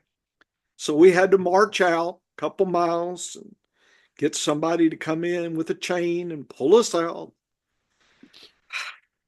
Dennis. So I actually have a friend who had a Jeep and got stuck. And what he usually did when he got stuck is he had a winch. Yeah. So he'd attach the winch to like a tree or a pole, pulling himself out of the worst of the mud. And then, Jeeps are pretty good. Yeah. Well, instead of a big old telephone pole that's buried deep in, he decided to do it on a road sign. Yeah. So when that road sign came flying out, it came flying through the back of the Jeep, taking it out the soft top of the Jeep. Wrong idea on what tools to use for the wrong situation. Yes, it definitely, you got to think before you use it. And Professor, one thing I know, whenever you show me some data, there's plenty of valuable ways that I could put that to work for me in fantasy football. So anyway, Dennis, I'm just keeping up with the scoring, seeing what's going on. And what we have here is the distribution of PPR point per snap averages for running backs in the season. And I've established the top and bottom whiskers, so I kind of know what I should know. And it's about every 3 snaps you score a point. Yeah. So that's on average. I mean, there are good quarterbacks and bad. So this is another measure of consistency. And if you sort by the average, the best running back, Isaiah Davis. How about that? Wow. Yeah. But I mean, probably had 2 snaps those 2 weeks and did a lot with them. Yep. So really, it's David Montgomery and Jamar Gibbs. Dennis, they're 1 and 2. Woo! Henry, number 3, right? Ray Davis is such a great. People talk about Tyler Azure. I talk about Ray Davis. I think, he can, if he ever got an opportunity, has shown he can produce a lot. But again, this data assumes you're good with, say, 10 snaps as you are with 20 or 30. And that can be a fallacy as well. But anyway, and then here's James Cook right under him. Yeah. So Almost Detroit, identical. yeah, Identical. Detroit Yeah. and Buffalo have 2 running backs that at this metric are almost, tied together. What an interesting situation here. And so you can look, and anything in green is in the top 25% of the whole running backs for the season. And, I've got all the way down to where it's rare, the worst RBs. Ugh. Yeah. Versus, Lean City. yeah, the Squirrels versus the Huskies concept. So this data just for folks to kind of see the averages. You could count and get counts over, in the top 25%, kind of make a consistency scoring metric out of this if I wanted to. We might factor that in down the road or test that, but that's the data here. But you can see some are really interesting. Look at Tyler Batty. Is that how you say its name? Batty. Tyler Batty. Yep. Is it Batty or With Denver. Yep. yeah? And he had 3. I think he got hurt week 4, but boy, really interesting. So that might be some keys for next. Certainly Ray Davis, if he ever went to a new team or James Cook left, that would leave some interesting situations here. Look at Eckler and Brian Robinson also joined at the hip. It's interesting how some of these offenses, Yeah, you're they're looking right at what the together. offense can produce. Yeah, is that what we're doing? Yeah, isn't that interesting? And if you see a big gap, it really tells you why that particular player is in the game instead of his cohort. So you wonder, look at Sean Tucker and Berkey Urban. They're close. Yeah. Yeah, it's very intriguing, some of this data here, Dennis, as you say, some of these other patterns. And so you can look. Aaron Jones, people think he's only a 3 if you look at that, versus look at Henry. He had 3 bad games and really not that bad. Yeah. But Aaron Jones is, only had 3 good games by this metric. So very intriguing. Use this just to, if you're going to trade or maybe even next year, this data might be more valuable in the off season here. Estimate's had some good times, but some other situations. That's why I think you and I really loved him, but just hadn't got the opportunity. The interesting thing with him is he's been more productive on the games where he's had fewer touches. Once he gets more touches, his average dropped way off, which shows why he is not picking up more volume. Because if he was picking up more volume, or doing well with the additional volume, he would have been up there in the number in week 10, for instance, and he wasn't. He was way down when he got I more mean, look at touches. somebody like Eckler, last 3 Oh, weeks. yeah. James Conner, last 2 weeks, and he's off. So I'm hoping he'll bounce back. And, Bijan's had nice 5 week stretch. So you can look at consistency. I mean, you see Derrick Henry's just super, but there's been a few weeks. It's right on the edge. I mean, this is pretty damn close to right there. So even in his worst weeks have been great. So you can take a look at this. So this data is going to be out there. We can look at tight I, ends. Yeah, I'm go. I'm interested to look at that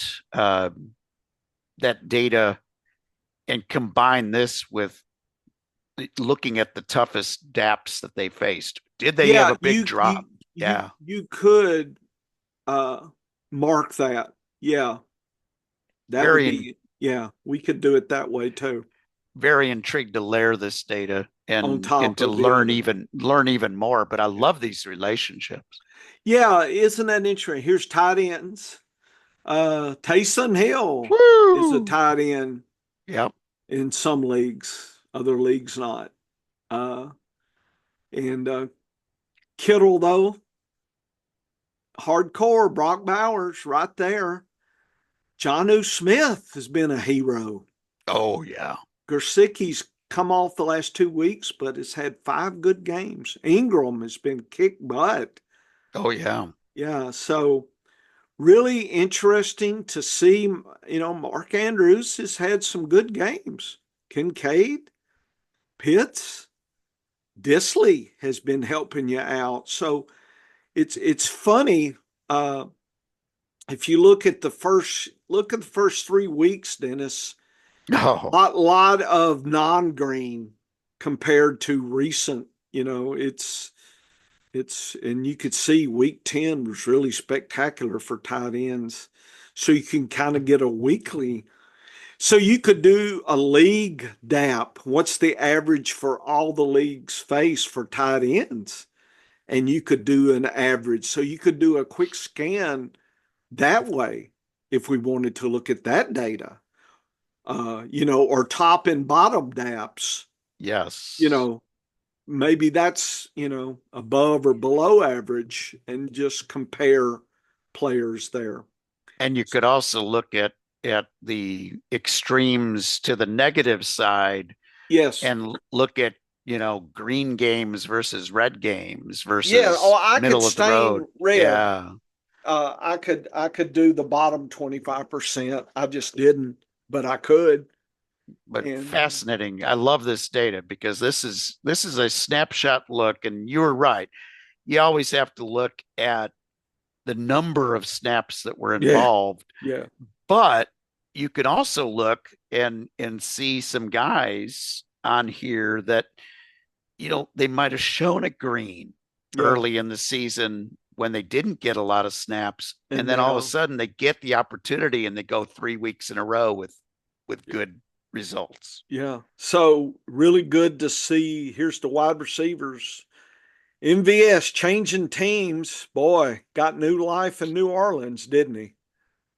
Yeah. Yeah, the fact that he's the only living wide receiver over 6 foot on the team certainly has been a Well, if you sort, I mean, he's the only New Orleans in that first batch there. yep, yep. Some players are, you know, Hopkins had 1 good out of 4.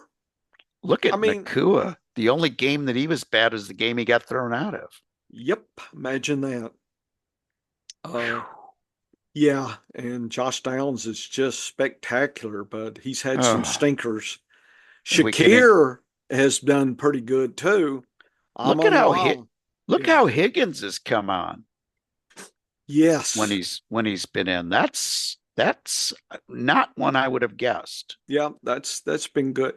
So this data is just allow you to make notes maybe for next year, and you could do some type of, what have they done for me the last 3 weeks kind of thing. And, you could kind of do last 3 weeks versus the preceding average. My Very dog's happy. interesting. My dog's Very happy. interesting. Yeah. Yeah, I love the way this data is broken down, and you can even see a guy like Nico Collins, Mm-hmm. who he came back last week, Yep. but he didn't really wow you with a huge game. Okay, he wasn't. No, People were complaining I didn't see enough of Nico Collins, but look, when you break that down per snap, it was better. it was as good as his early games in the season. So what that tells you is that week 12 forward, assuming he gets more snaps, he is going to be right back up there to being one of the top guys. And I will guarantee, Professor, that if we didn't have Mageddon this week, that there'd be some people sitting Nico Collins after a 9-point game, because that's not what you expect from Nico Collins.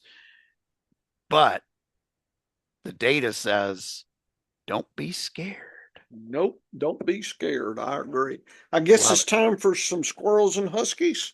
Yeah, let's jump into some squirrels and huskies. The worst of the squirrels was already played on Thursday night, and I think I gave everybody good advice by staying away from that game. Beautiful game to watch in the snow, that's for Yeah. sure. While we won't have any snow, we are expecting a low scoring game between Chicago and Minnesota this week. Yeah, so Chicago, Minnesota, here we go. So Vegas says 23-16, 3.5 points, 39. Dap wise, Minnesota has an opportunity to run, Dennis. Passing is tough, but you can stream both these defenses if you gotta.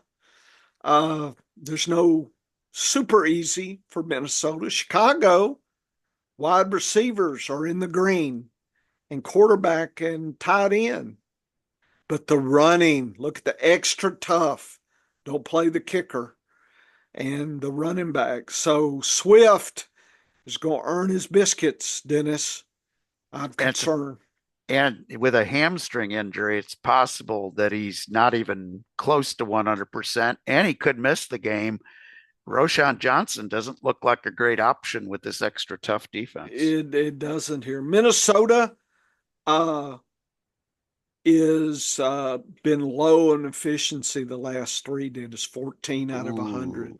Ooh, ooh, Chicago is 0. Chicago oh, loves away oh, games, oh. and they're at home, so not good.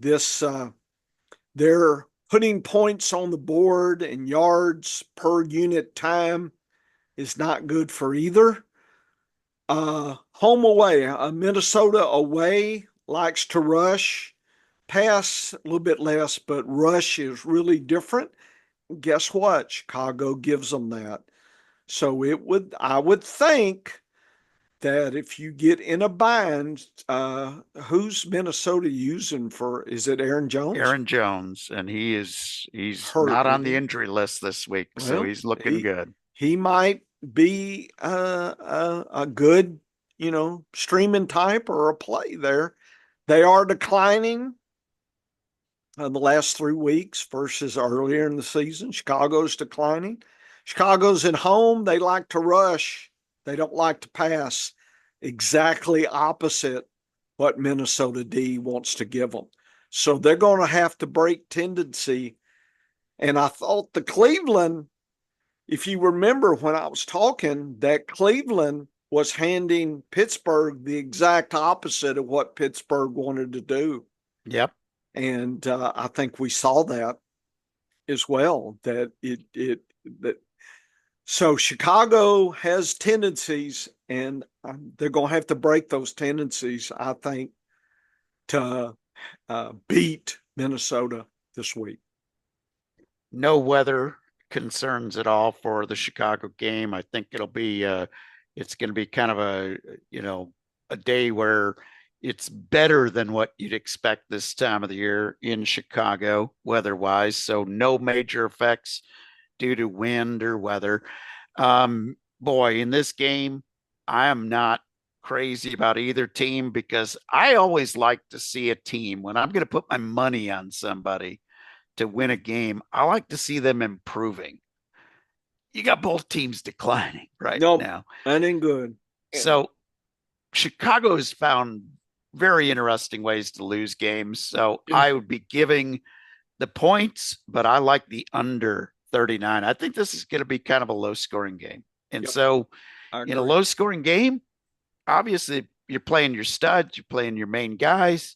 But again, I might not be wanting to double up on the second guy on the team or, even Cole Kmet in this position, That's why I'm not keen on Keenan Allen.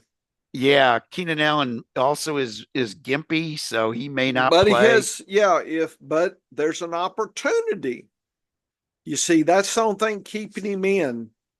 Because if you look at the DAPS, there was an easy, but Caleb has not been doing what he needed to do passing wise.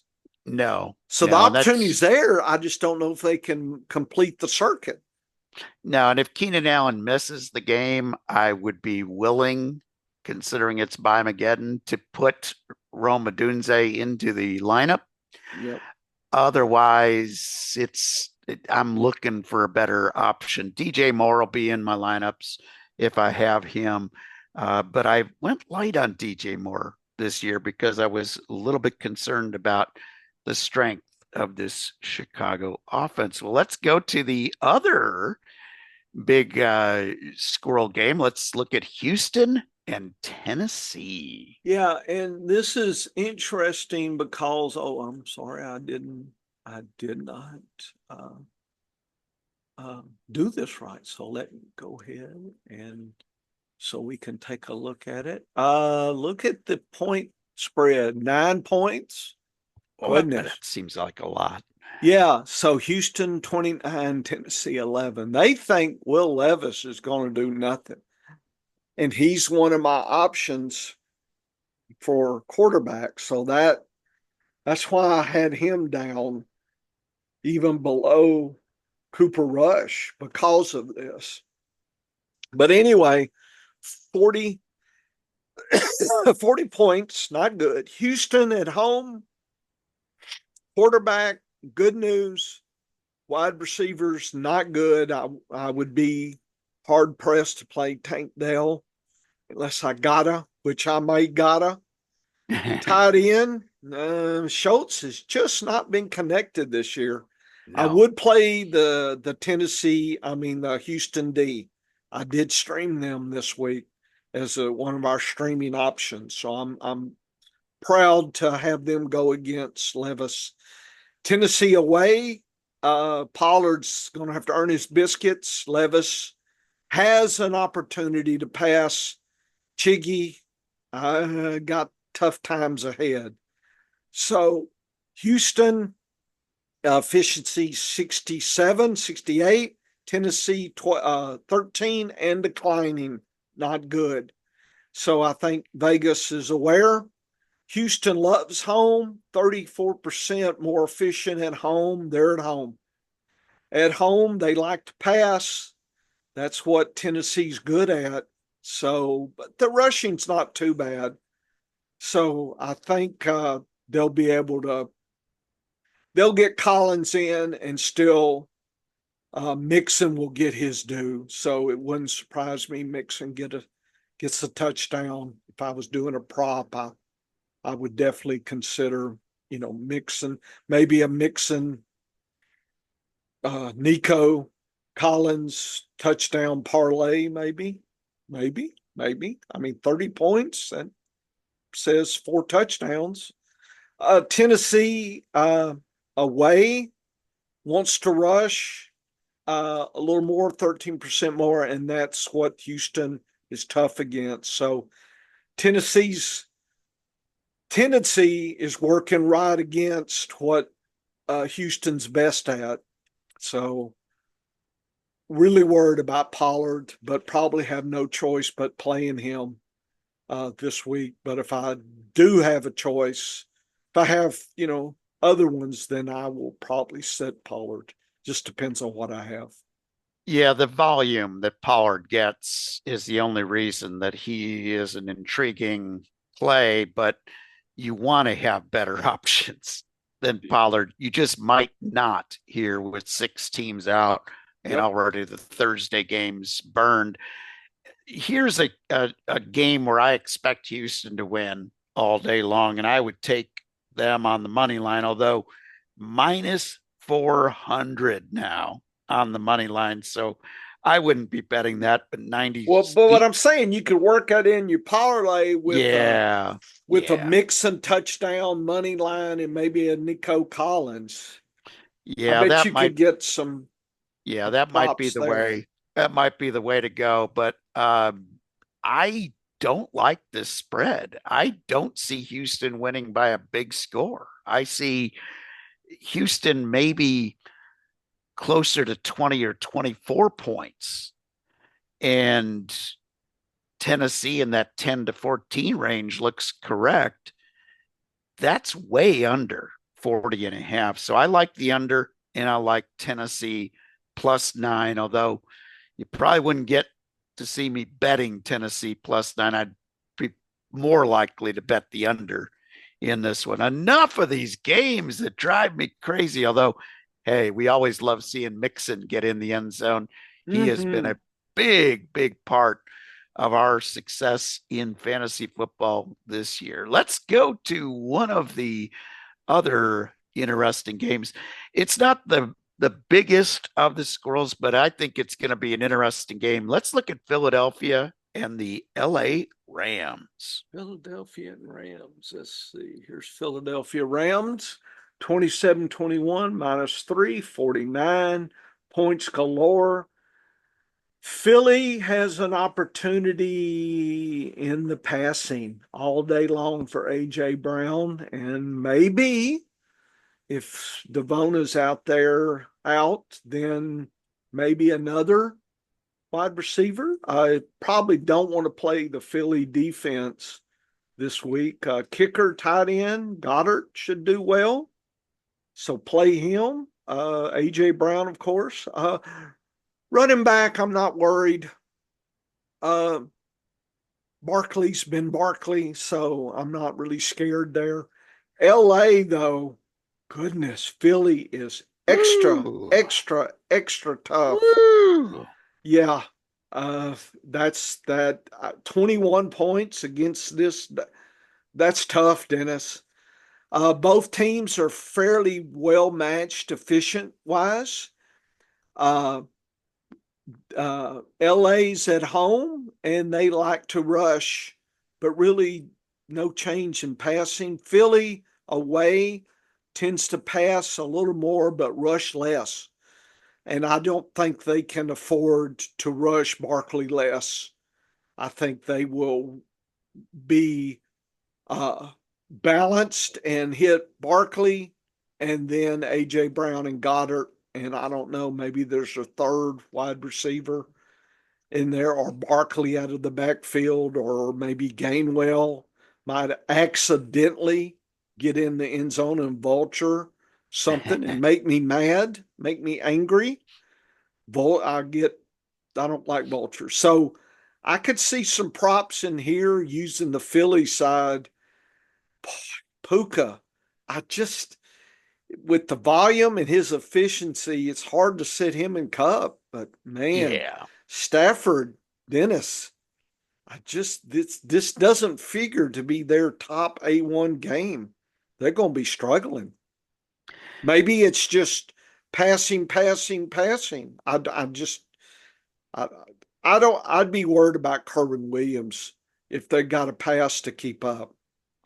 Yeah, this Eagles defense has gotten stingier as the seasons wore on. They opened up the season and they were really good against the rush. They were okay against the wide receivers and tight ends, but Well, that's change. by about week 4, Yeah, this is looking at the last 10 yeah, weeks. Yeah, this has really changed. They are one of the stingiest defenses. But here's the thing: the Rams' offense has been pretty good.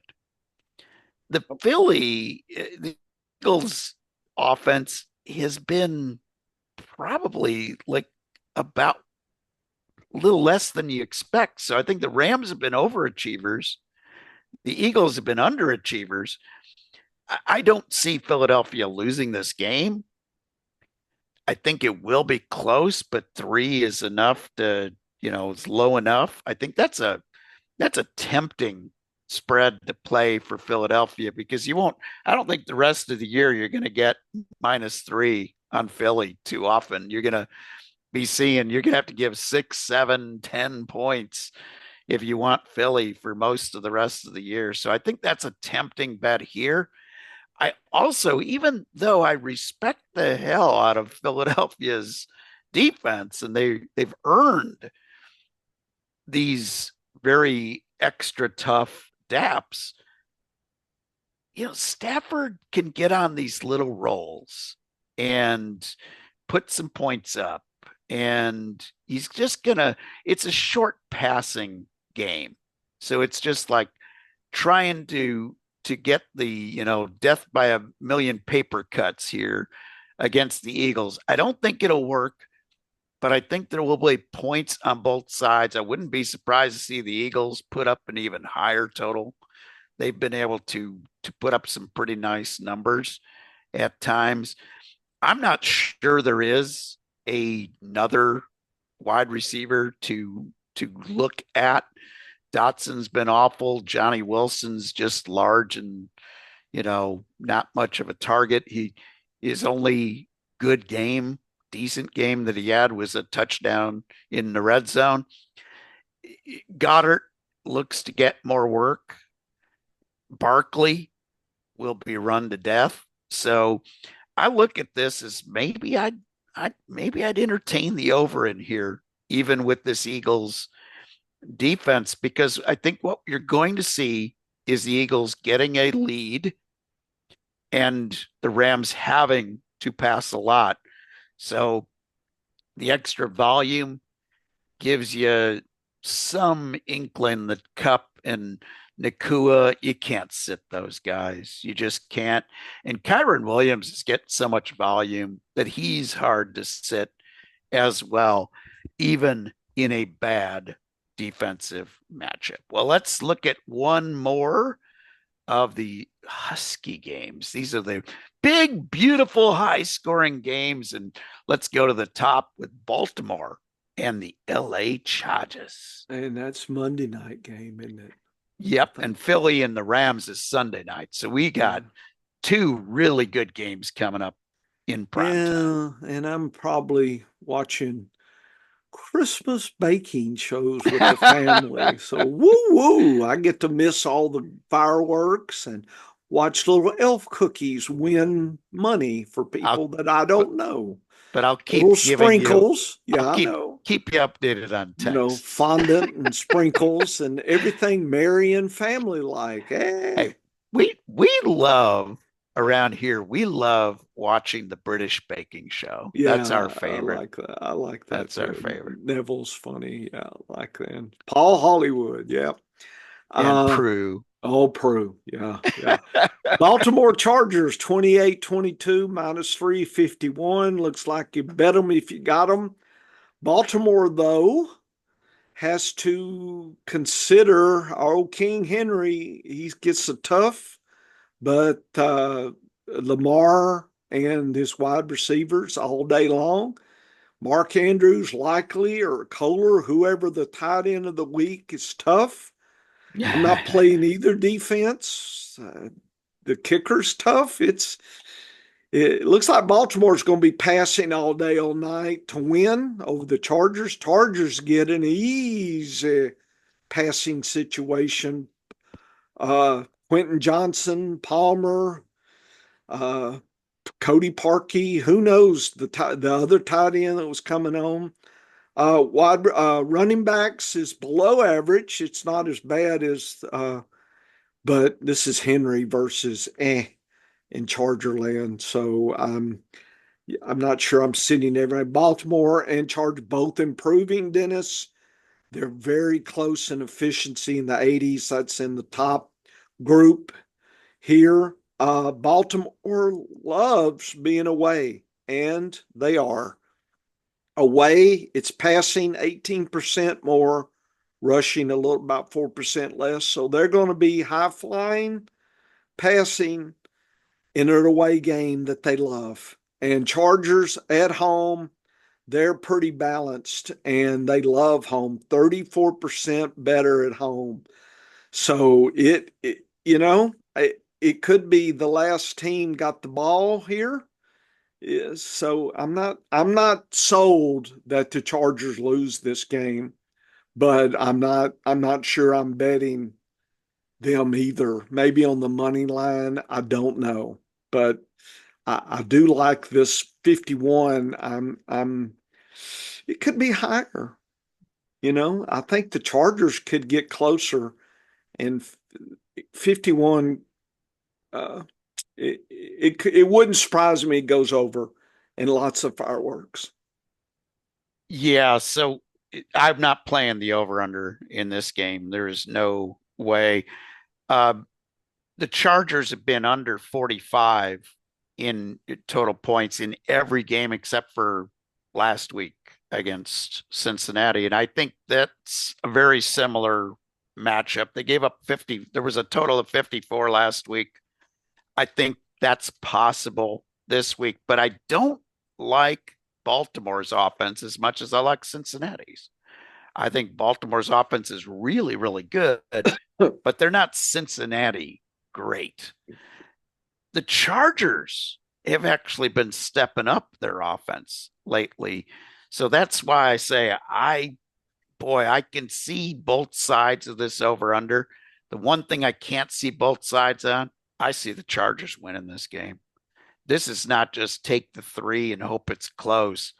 I think the Chargers going to win this game. I think you're right.